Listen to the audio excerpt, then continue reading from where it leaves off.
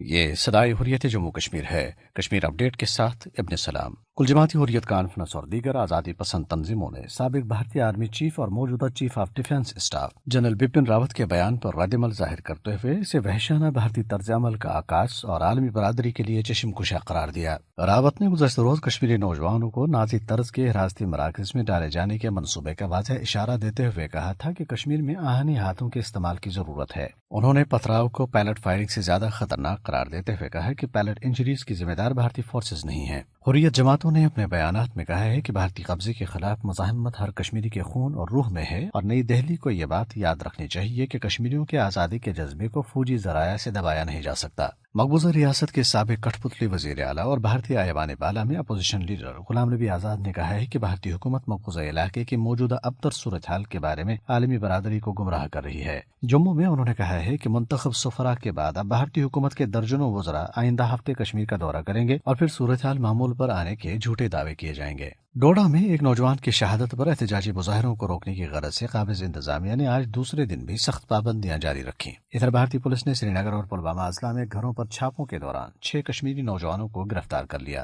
وادی کشمیر میں شدید برف باری کی زد میں آنے والے درجنوں دیہات کے سڑک رابطے معطل ہو چکے ہیں، جبکہ بجلی، سیوریج اور پانی کا نظام ٹھپ ہے۔ لوگ جو 166 دنوں سے فوجی محاصرے اور پابندیوں کی زد میں ہیں، بنیادی سہولیات سے بھی محروم ہیں۔ اپ ڈیٹ ختم ہوا۔ تحریک آزادی کو طاقت اور سازشوں کے بل پر دبانے میں ناکامی کے بعد اب ہندوتوا کے پجاریوں نے مقبوضہ کشمیر میں نازی طرز کے تہذیب خانے قائم کرنے کا منصوبہ بنایا ہے، جن میں کشمیر کی نوجوان نسل کو تشدد کا نشانہ بنانے کے علاوہ ہندوانہ تہذیب اپنانے کی ترغیب دی جائے گی تاکہ ان کو اپنی مسلم شناخت اور تحریک آزادی سے بیگانہ کیا جائے۔ اس حوالے سے سنتے ہیں جموں کشمیر اتحاد المسلمین کے نمائندے اور حریت کانفرنس آزاد کشمیر شاخ کے رہنما میر طاہر مسعود کی گفتگو۔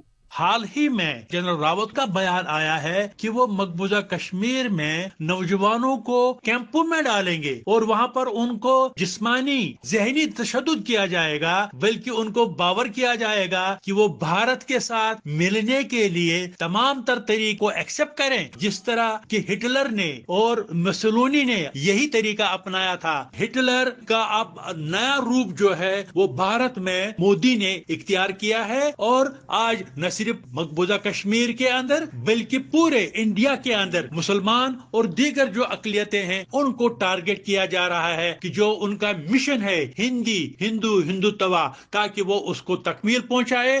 بھارتی استعمار نے گزشتہ 72 سال سے تحریک آزادی کے خلاف جو بھی منصوبے بنائے اور جو خون آشام ہتھ کنڈے اختیار کیے وہ سب ناکام ہوئے، اور مستقبل میں بھی بھارت کو رسوائی اور ذلت کے سوا کچھ حاصل نہیں ہوگا۔